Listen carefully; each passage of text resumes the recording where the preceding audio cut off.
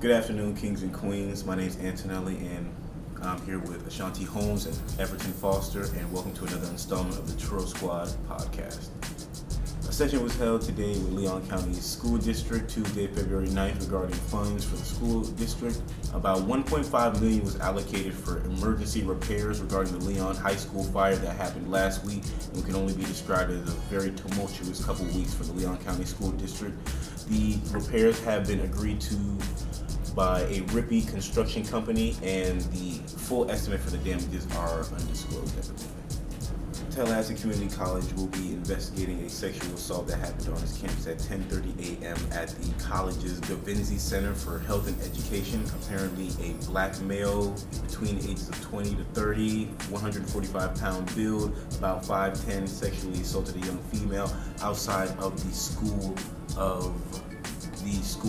drive. In national news, we have Ashanti Holmes covering the very recent epidemic, the Zeka Virus. What's up, guys? I just want to talk to you for a minute about what is going on with this Zeka virus. So basically, it was discovered in the 1940s, and it wasn't that big of a deal until recently, like last year. Basically, the symptoms for it are rash, joint pain, muscle pain, conjunctivitis, which is pink eye, and fever.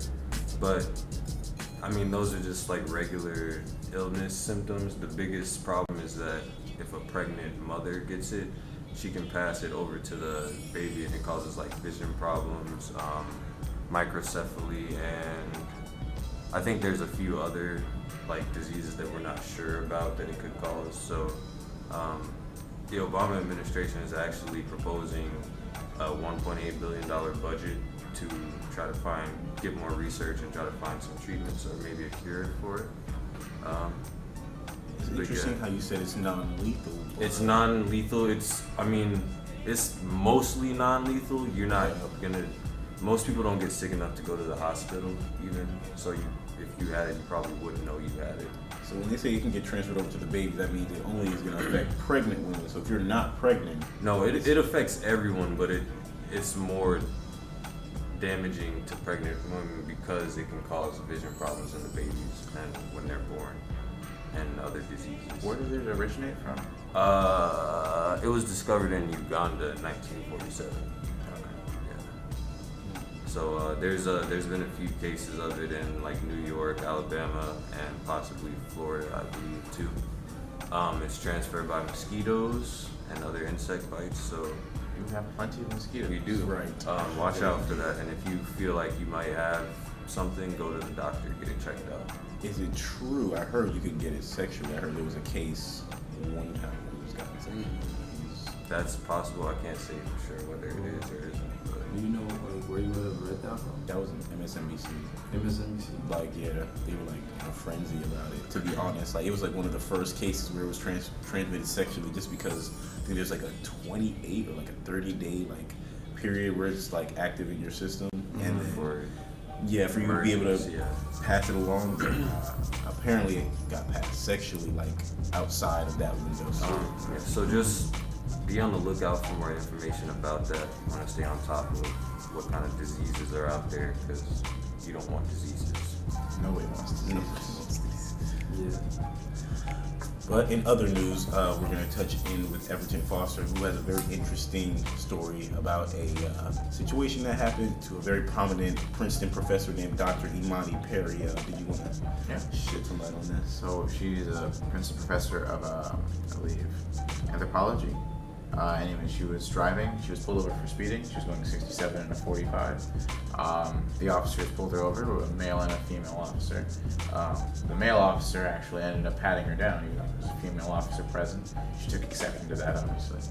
And when they checked her license plate, they brought her in and arrested her on 2 outstanding tickets. She had 2 tickets that she hadn't paid from, I believe. She said 3 years ago. I believe the police officer said like one was from 2 years ago, one was from 1 year ago. Regardless, she was like arrested on pretty much nothing on something she should have gotten maybe a fine for, because obviously the only real crime she committed was speeding, and also I guess driving while black. But You know you can't be doing that. Driving while black. Don't. stay indoors. Don't stay indoors. Don't listen. But yeah, so that's kind of the issue here. I believe. Do you believe she was brought under false pretenses, maybe because she's a little more vocal about certain racial happenings during in the country the at the case, moment? actually, she talked to the police officer about like trying to text a person so she like set a ride for later or something, and they wouldn't let her do that, which she's saying is like basically just taking away like, her right to free speech, which obviously I mean that makes a little bit of sense because if you need to talk to someone, you're being arrested. I don't believe the police can legally tell you to like. Yeah, what if I was calling my legal counsel to know, like, is this a bad idea? Should I be talking to these guys? I mean, they already pulled me over and, like, they're bringing up tickets from 3 years ago, so they don't have good intentions. Yeah. So again, it's possible that the police in this area were just prosecuting Fuller because they wanted to be thorough, or it's also possible that it's just your everyday systemic racism in the police force. I think you mentioned that she was handcuffed to a table and. Yeah, they processed her and handcuffed her to a table. Was there other reported cases of brutality in that situation? No, she wasn't like attacked. She wasn't like viciously.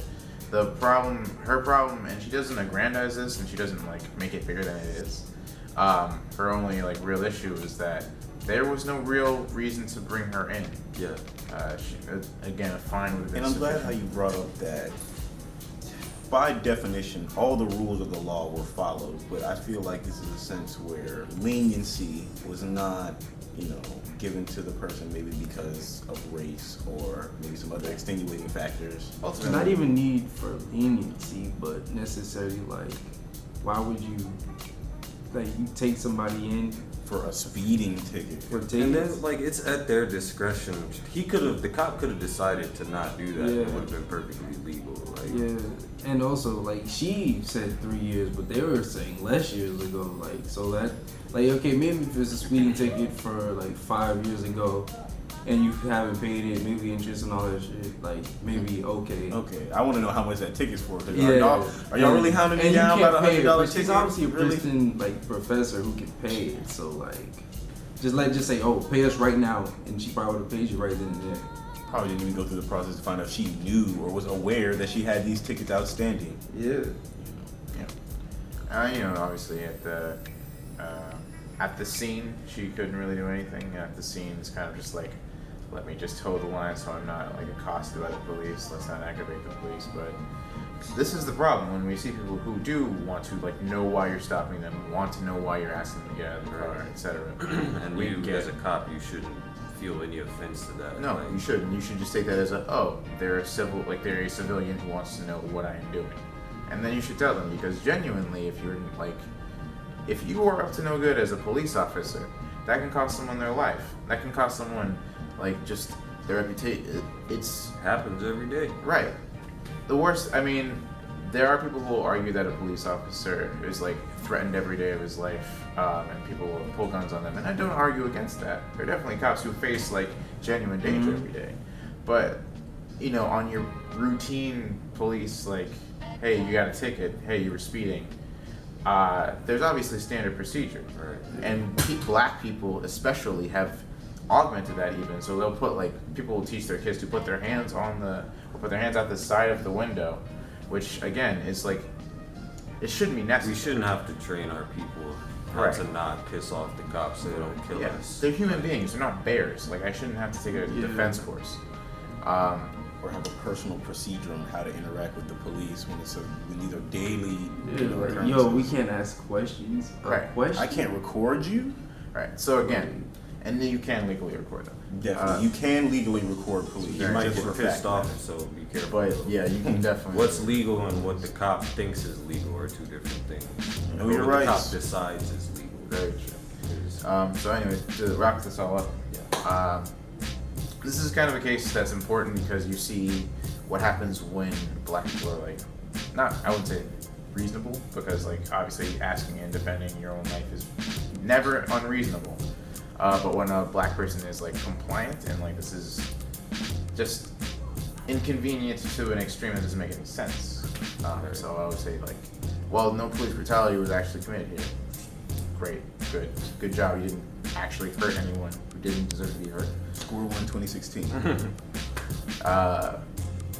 This is still a fairly blatant case of like racism in the police force. I would say. There are people who could obviously argue differently. And that's been our segment of the Tallahassee Trill Squad podcast. Join in with us next time and be on the lookout for our Salads for the Southside project, our Green the Dream project, and our other upcoming events. Be blessed. Peace. Can we dream together? Can we? Can we?